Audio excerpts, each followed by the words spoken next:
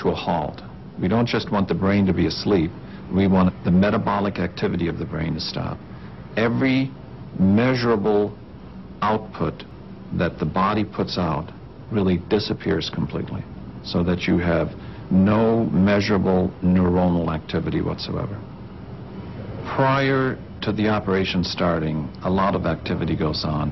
The patient is put to sleep. The eyes are taped shut.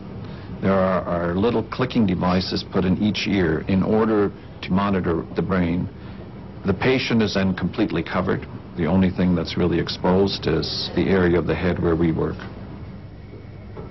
I don't remember an operating room. I don't remember seeing Dr. Spetzler at all. I was with a fellow. One of his fellows was with me at that time. After that, nothing. Absolutely nothing. Until the sound.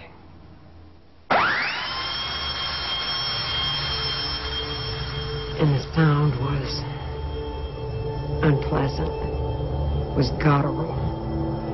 It was reminiscent of being in a dentist's office.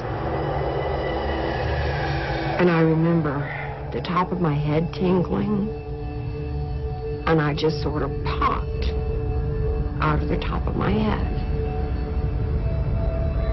And I was then looking down at the body. I knew it was my body, but I didn't care. My vantage point was sort of sitting on the doctor's shoulder. I remember the instrument in his hand. It looked like the handle to my electric toothbrush.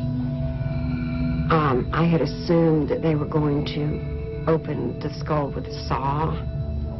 I had heard the term saw, but what I saw looked a lot more like a drill than a saw. It even had little bits that were kept in this case that looked like the case that my father stored his socket wrenches in when I was a child. And I remember distinctly hearing a female voice saying, "We have a problem. Our arteries are too small. Try the other side." It seemed to come from further down on the table. I do remember wondering, what are they doing? Because this is brain surgery. And what had happened was they accessed the femoral arteries in order to drain the blood. And I did not understand that. In the process of my study, I went and interviewed Dr. Spetzler and looked at his operative report, and I found that what she saw from her out-of-body experience seemingly corresponded very accurately to what had actually occurred.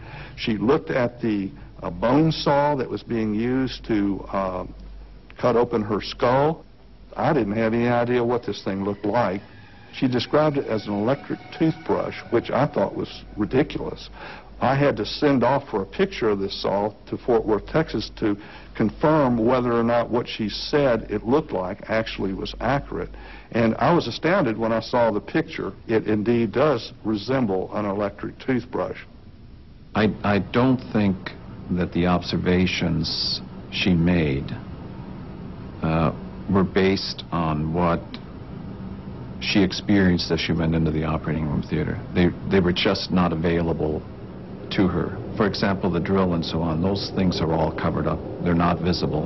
They were inside their packages. You really don't begin to open until the patient is completely asleep so that you maintain a sterile environment. She also heard a conversation during the operation between Dr. Spetzler and the cardiovascular surgeons who were cutting into her legs to hook her up to the heart-lung machine. When the cardiac surgeon incised her right groin, she found that her veins and arteries were too small, and she had to go over to the left side, and there was some conversation at the time between the doctors. Pam accurately recalled hearing that conversation. At that stage in the operation, nobody can observe, hear in that state. And I find it inconceivable that your normal senses, such as hearing, let alone the fact that she had clicking modules in each ear, that there was any way for her to hear those through normal auditory pathways. So again, this is very suggestive of the fact that there was some sort of extrasensory perception or out-of-body experience or whatever occurring at the time that was allowing Pam to hear accurately and seemingly see accurately what was going on in the operating room at the time. Had I not had that near-death experience, I would have no interest in being here today. I think death is an illusion. I think death is a really nasty, bad lie. I don't see any truth in the word death at all.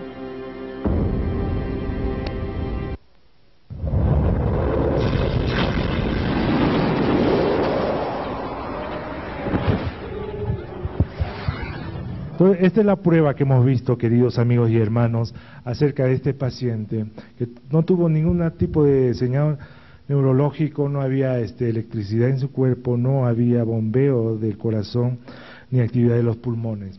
Y aún así pudo reconocer, estando tapadas sus ojitos, todos los instrumentos que utilizó el doctor.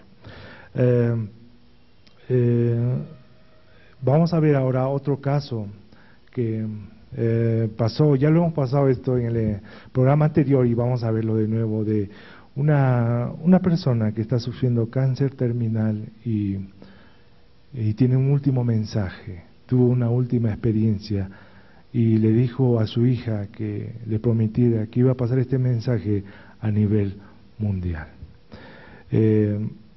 Antes de pasar a este tema muy delicado, quisiéramos decirles que me han preguntado por los videos de apostasía. Usted pone en internet, en YouTube, pone apostasía y ahí va a salir todos los casos de apostasía que se está presentando. En segundo lugar, me están diciendo, usted es de la década de los 80s, ¿y usted cuántos años tendrá? Bueno, soy joven todavía, tengo 33 años. Y les invitamos muy cordialmente que el próximo programa vean a nuestro hermano Bolaines acerca sobre el ocultismo y el falso profeta. Muy interesante y le va a edificar su fe. Pasamos a ver este último caso del día de hoy. Y estamos preparando un tercer programa también porque tenemos mucho material, queridos amigos y hermanos. Adelante, por favor.